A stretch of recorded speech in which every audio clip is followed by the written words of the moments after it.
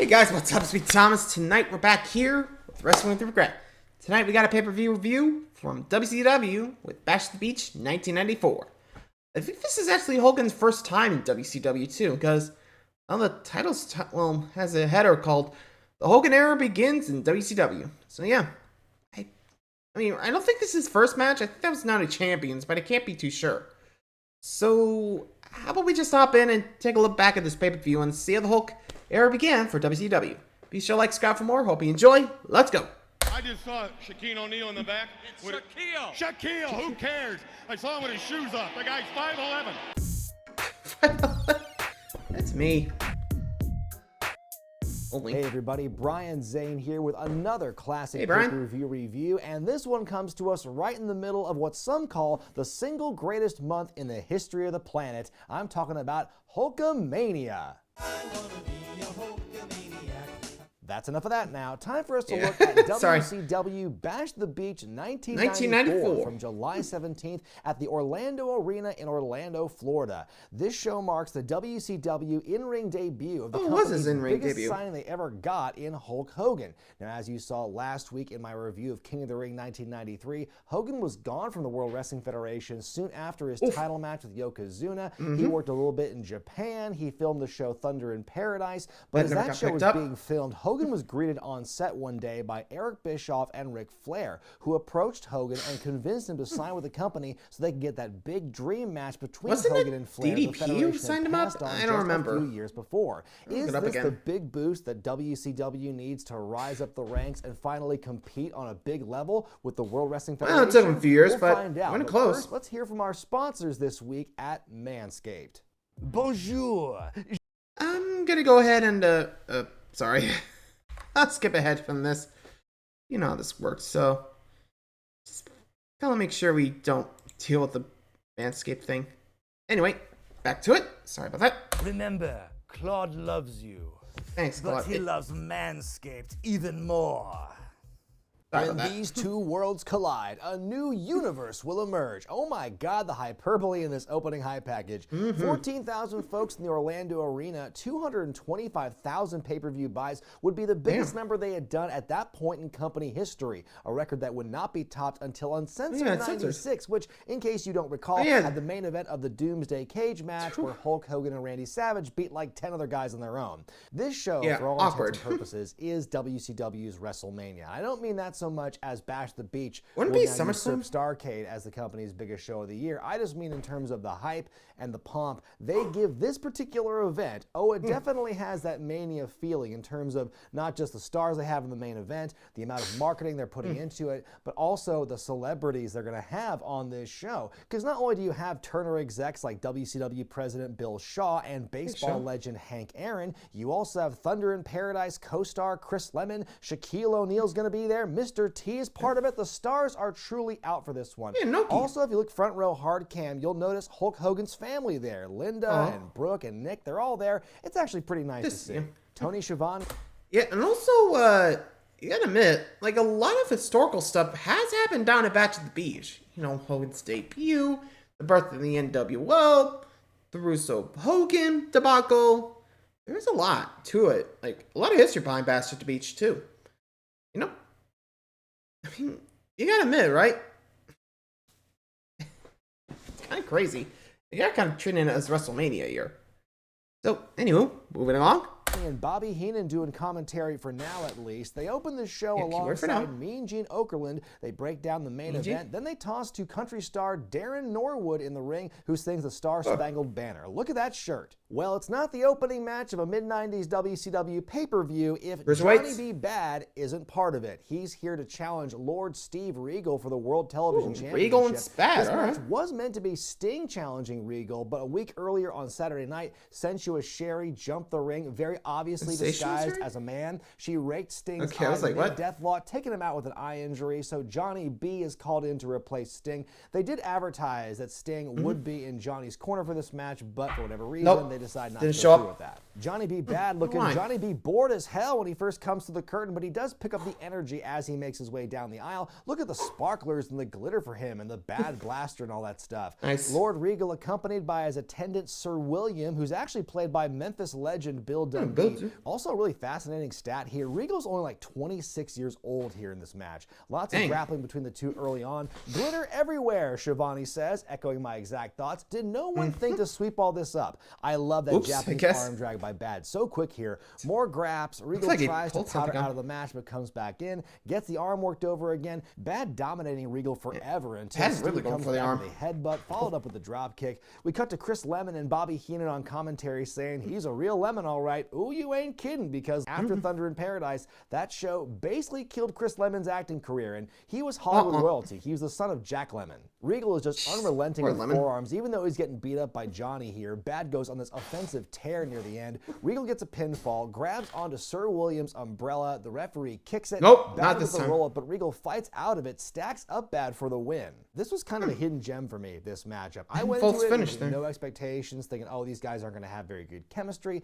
but they actually really impressed me. I thought that it was cool seeing Johnny basically keeping up with Regal for a lot of the grappling. Seeing Steve Regal with those like physical, hard connecting shots and everything was fun to watch. The graps was there. The heel work by Regal was fantastic. I thought these two worked really well. And I'll tell you what, there's a reason. I figured watching this matchup, I figured out why Johnny B. Bad was like always in this like opening match on a pay-per-view situation, more often than not fighting for the TV championship, sometimes with DDP, sometimes not. There's a reason that he was always kind of put in this opening match situation, because like look at him, look at the whole entrance. He comes out with the robe and the glitter guns and everything, and his look, his physique, everything about him was this package of like, how can you possibly not look at this guy and not react to him? Like, he's there for the big opening pop, basically, and I think it actually works really well. It's why he did it for so long. After the match, we see Mean Gene in the ring, introducing the wrestling legend and recently elected official, Antonio Inoki. He gets a nice plaque for all his work in wrestling. Back out comes Steve Regal and Sir William. Regal talking trash and says with all the glitter on him, an award, he should as well. Like, dude, you're a champion. That's pretty much an award. Regal is not playing to hard. Inoki, you want to punch him? Not get a good shot of his face for some reason, but Regal says he would beat Inoki up if he weren't retired, but those are fighting words. It gets broken up, though. It's very interesting stuff. Regal and Inoki would wrestle a month later at Clash of the Champions in that classic wrestling hotbed of Cedar Rapids, Iowa. Bobby Heenan takes a break. I want to see that now as Jesse Ventura joins Shivani for commentary. What do you think Regal was thinking there, Jess? You have to ask him, not me. Great insight, Jess. So glad that we brought you in here to do this commentary job. And you can tell just from like the look on his face and just the complete lack of articulation in his response. He's got one foot out the door already, because you know his hatred for Hulk Hogan is well documented. It is well justified. The Union Buster. And yeah, with Hogan here now, you better believe Jesse wants to be anywhere but WCW. Up next, a big boy battle up ahead as Vader battles the Guardian Angel, a.k.a. the Big Boss Man in a red jacket. By the way, did Ray Traylor get permission from the actual Guardian Angels to do the Guardian Angel gimmick? Angel jumps Harley Race unprovoked, and that allows Vader to attack as the match begins. Vader throwing his weight around a bit, but Angel just picks Vader up like he was nothing. My God. Gets him up again for another body slam, just holds him for ages. On the outside, really shows how strong Boss Man is. That allows Vader to attack back. These two have a great slugfest here in the corner. Vader takes him down with an avalanche, then goes for a freaking second rope sunset flip, which Angel blocks, hits a big six. Vader takes Angel down with a snug-looking clothesline, then awkwardly falls into a leg submission. More punches. Vader takes Angel down, hits the Vader bomb, then a top rope moonsault, for God's sake. Vader hurts himself on the landing, though, can't make the cover. Harley Race goes up. Angel beals him off. Shit cans them both. The referee is lightly smooshed. Race handing Vader a nightstick. Angel cuts him off, grabs the stick, but before he can even do anything with it, the referee sees him holding it and disqualifies him on the spot. I really enjoyed this match up until the finish. I was just so blown away. Yeah, I was like, what the hell's going on here? Athleticism and strength and agility both men possessed. I always knew that Boss Man was like a big dude, but I never thought about how like strong of a guy he was until I saw him picking up Vader with the greatest of ease. Easier than like Hulk Hogan would do when he picked up Vader, and Hogan was all muscle. So definitely a fun contest, very physical, very fun, but then that finish really killed it for me. Back to... Yeah, you gotta feel bad for like Boss Man. He's kind of good.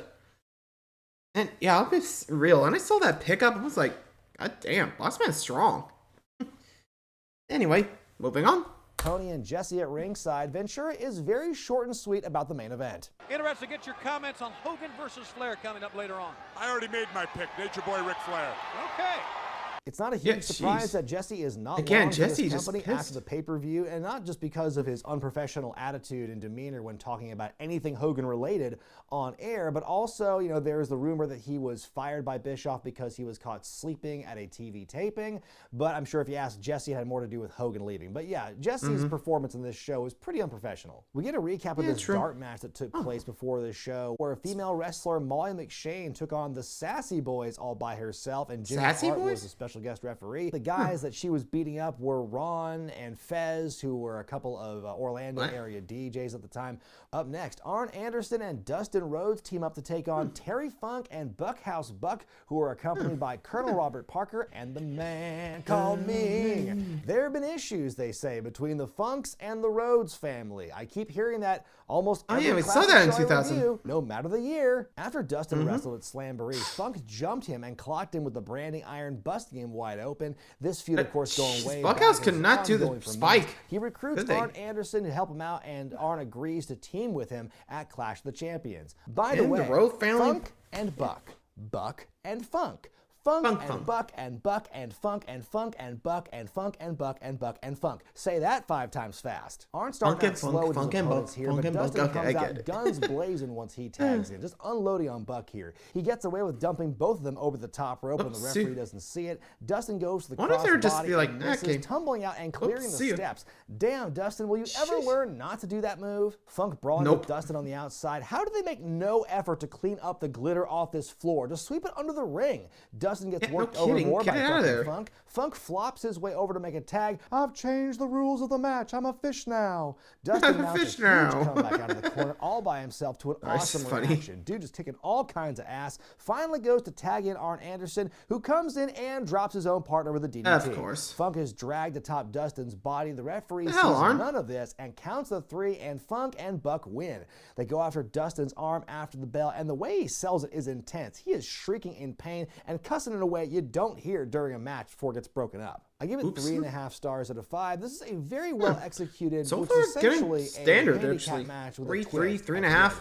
It was so convincing and so well done. I didn't even think about the twist ending happening until about halfway through, where I realized, oh, this is what's going to happen. But man, it's a finish so good, they used it the following year at Halloween Havoc 95 with Sting and Ric Flair. Speaking of Halloween Havoc, Dustin would get his revenge on Arn later in this year at Halloween Havoc 94 in a singles match. Also pointing out here, no chickens were harmed in the making of this match. Home Run King Hank Aaron having a chat with Tony and Bobby at ringside. He says he's going to pull for both Flair and Hogan in the main event. Bobby says that's going to last him. Mean Gene elsewhere backstage with the champ, Ric Flair and Sensuous Sherry. Flair saying all these dignitaries that are here today are here for Flair, not Hogan, and that the immortal one will be history. Sherry chiming in saying Hogan's career is failing and that he'll have to beat the man to become the man. U.S. Championship on the line next. As stunning Steve Austin defense against Ricky Steamboat, who is accompanied by his severed dragon heads. It's a feud that goes back a ways here. Of course, Steve Austin was a long-reigning TV champion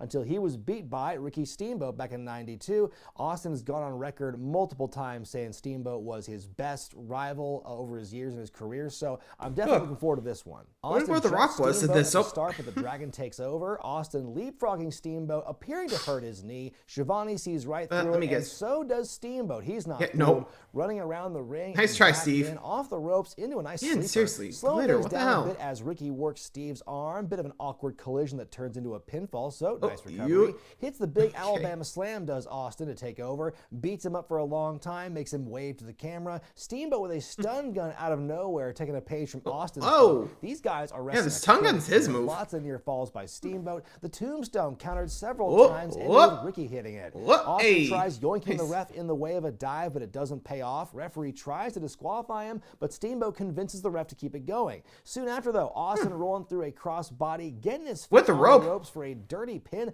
Austin wins and retains. I give it 4 stars out of 5. This is my favorite match of the evening. I think it's the strongest match all night. Between this future legend who's on the rise and this already kind of living legend who, up until his untimely injury a couple of months after this, is still going pretty strong. These guys have great chemistry together, and when Austin says Steamboat was his greatest rival, matches like this are the reason why. Steamboat would beat Austin shortly Shortly after this, it clashed the champions to regain the U.S. Championship. But like I mentioned, after this, he would suffer that back injury, which made him retire for many, many years and give the belt back to Steve Austin in the Fall Brawl, who then lost it to Jim Duggan within minutes. Backstage. Yeah. I feel bad for, like, Ricky. I don't think he ever had a chance to, like, get going, you know? In his career, I mean. Outside of WCW, he never really won a, big title. It would be kind of cool to have him win, like, the WWE Championship. Or back then, the WWF, but, oh well, shoulda, woulda, coulda. I guess Vince was just mad about him being an outside star. Anyway, moving along. Mean Gene enters the locker room of Colonel Rob Parker and his stud stable. They're partying it up. They can't get a shot of Arn Anderson because Rob's blocking the camera. Arn explaining himself for what happened earlier, saying that after he was beaten half to death last year in his real-life fight with Sid Vicious, he decided to no longer be a crusader fighting other people's fights. He was going to fight for himself, and Dustin made a mistake in looking to him for help. I would join up Gene with tells Flair the ladies later. in the room they ought to be ashamed of themselves, them being so pretty, hanging out with these ruffians. Ladies, you should be ashamed of yourselves. Beautiful Ladies and gentlemen, In your semi-main Thank event you. for the tag titles, you have Sullivan, Cactus Jack Jack. and Kevin Nice. Sullivan defending against Pretty Wonderful. That's Pretty Paul Roma and Mr. Wonderful Paul Orndorff. Why don't they just call them the Two Pauls? Jack and Sullivan are accompanied Bros? by Kevin's kayfabe brother Dave /Evad Sullivan. Those two won the tag belts back in April, but it wasn't long before that where Cactus infamously lost part of his right ear in that brutal match with Vader in Munich, Germany. So Foley had to choose between getting the surgery to get his ear reattached and everything, or going back to America to win the tag belts. Guess which one he picked. Also, about a month before this match and before Jack went over to ECW full-time, he was on loan there as part of an agreement with ECW and WCW. That's the chair. And during a promo, Jack spat on his tag belt, which apparently rubbed some people the wrong way. Starting out slow as the match begins, I'm not entirely sure who the faces are supposed to be in this contest. Roma is very cocky, and Cactus responds by, "It bites a nose." We get that one spot where Jack blocks a whip into the corner to save his partner. Pretty Wonderful try the same thing and it backfires. I love that. Fighting on the outside, Jack and Sullivan working well together. It looks like Jack's going to dive off the apron, but instead calmly goes down the steps and continues the assault. Sullivan ramming the heads of both men together in the corner. Then the fans start doing the wave because the match is kind of boring. And hey, let's get a wide shot of it too while we're at it. Genius, guys. Orndorff with a pile driver to Sullivan as Jack casually shoves the referee. Roma tags in, hits an elbow drop on Kevin. Orndorff doing something before a knee drop, and I wonder if that's the move that helped inspire the Road Dogg years later. Probably. Dodging Roma's flying attack, we get the double hot tag to Cactus and Orndorff. Cactus has Paul pinned, but the referee is distracted. Roma pulling Cactus up by his ankles and holds on as Orndorff makes the cover and wins. New tag team champs. I give it 1 star out of 5. The match, sadly, was pretty boring. I thought that watching it, and then I saw the fans doing the wave, and my fears were pretty confirmed. I mean, there were some bright spots peppered in this thing. They did the best they could, but yeah, I just wasn't feeling the match. That's Michael the Buffer in the downfall. ring to introduce WCW Commissioner Nick Bockwinkel and very special guest, the center for the Orlando Magic, young Shaquille O'Neal. He is there to present the title to the winner of our main event. You just know he's getting ready for his big in-ring debut in about 22 years. In our much hyped WCW World Championship, the man, the 11-time champion, Ric Flair, defends against the immortal Hulk Hogan, making his in-ring debut for WCW. Here we go. Hulk Hogan arrived in June of '94. He was whisked away from the world of TV by that young dreamer Bischoff. And of course, on June 8th, we got that famous ticker tape parade at the Disney MGM studios for Hulk's arrival. And it wasn't long after Hogan got there that he challenged Flair for the world title at Bash the Beach. Now, this was a monumental get for WCW. It really can't be overstated just how significant not only signing Hulk Hogan was, but getting this match made, because of course the WWF, they had they tried it, but the house shows didn't work, so they kind of pussied out. WrestleMania 8, obviously it didn't happen. So for WCW to be the ones to truly get this matchup for the first time on pay-per-view is incredibly important to their success in the company's history from where they were at that time. And you know, Hogan, he was gone for wrestling from a little bit of time. They say it was a 3-year hiatus. I know, 93 wasn't a great year, but that's a bit disingenuous. He was gone for a little bit, and his stock was certainly not as high as it had been. Wasn't maybe as physically large as he had been, but still arguably the biggest star in the business at that time. Like, that's part of why the Federation slumped for a bit after he left. He kind of took his ratings with him. There was no backup plan. There was no new Hulk Hogan despite their best efforts, and they were going to be a while before they got a new star. WCW picked up Hulk Hogan, who, was not the same as he was, 10 years earlier, but still a hell of a draw, a hell of a deal. And so, obviously Hulk Hogan being signed there was greatly important and significant to WCW around that time. True. Michael Buffer saying, 25 years ago, man walked on the moon, and now two of the greatest stars in wrestling are about to collide. Truly, two events of equal importance. Flair coming out with sensuous Sherry, Hogan arrives with Jimmy Hart and Mr. T. We get some stare downs, some shtick, Hogan mocking Flair's strut. We get lots of arm work back and forth here. Sherry is used as a shield a couple of times. Hogan goes on a big run, throwing Flair around pillar to post. Sherry, though, with a leg trip. That allows Flair to hit the big knee. Just back. grab. Fighting goes to the outside. Sherry grabs a chair, but Jimmy Hart takes it away from her. Good Lord, someone get that camera guy a water. He is looking rough by the end of this show. Flair and Hogan are slugging They finally it out. get the glitter, by the way. Forth. Chinlock is applied for a long time on Hogan, but the Hulkster fights back. Goes for the leg drop, but Flair moves. Flair going for the figure four, but Hogan is able to counter into a roll through. We get a kick out. Big suplex, but Hogan pops right back up. The big boot, the cover. Sherry pulling the ref out of the ring. Decking Jimmy Hart with a shoe. Sherry and Flair going wild. Hogan for a moment. Flair locks in the figure four, but we do get a rope break. More Sherry chicanery, choking him with a pantyhose now. Flair works the leg, Where'd she get that? Strikes, but Hogan is undeterred. Sherry up top again, goes for the splash, but she misses. Flair is beeled off the top. Clothesline to Flair, right hook to Sherry because she's out of place. I don't know why that move looks so funny to me, though. Hogan locking in a weak figure four. Both managers now on the apron. Mr. T taking Sherry out of the picture. Flair hits Hogan with the foreign object. The cover and a kick out. We get our third Hulk up of the match. The boot, the leg drop, Hogan covers and wins his first of 6 WCW world titles. I'm going to give it 3 stars out of 5. Yeah, definitely this brings was it up. Hogan giving you his best hits, Flair giving you his best hits. Nothing about this match was particularly surprising, but I think all the ingredients were there to make it a very successful outing. The crowd hung on everything everyone in this match did. There were a lot of moving parts with managers and whatnot, but I think it all looked fine. These guys definitely delivered, and Hogan, for someone who hadn't had a match in a couple of years at that point, or a year and a half, what have you. Not a lot of ring rust for the guy. I'll give him credit. And Flair did a great job working with him. So these guys absolutely delivered a solid main event in this bold new era of WCW. They're light on time, so after the match, everyone is celebrating with Hogan. Brother Brutai is there. B. Brian Blair is there. Hacksaw's there. Let's all go to this locker room. Oh, never mind. Let's go to this room instead, where Hogan cuts a big post-match promo thanking all the Maniacs. Hogan would go on to hold the belt for nearly 470 days, finally losing at Halloween Havoc 95 to the Giant, but I've already talked plenty about that show. My grade for WCW's inaugural Bash at the Beach pay-per-view from 1994 is a B. It's a pretty solid show. Solid B, okay. WCW is in a strange place. Ventura and the tag match. Stranger in the near future with a lot of comings and goings. Resident Brunch and the glitter. Of Hulk Hogan's arrival, but this is a great look at what the company has. Like the quotes around the now, arm. who they've got. I think that a lot of the undercard, barring 1 or 2 matches, were really good. The main event delivered, and it's funny because they would go to that well so many more times in WCW's lifespan,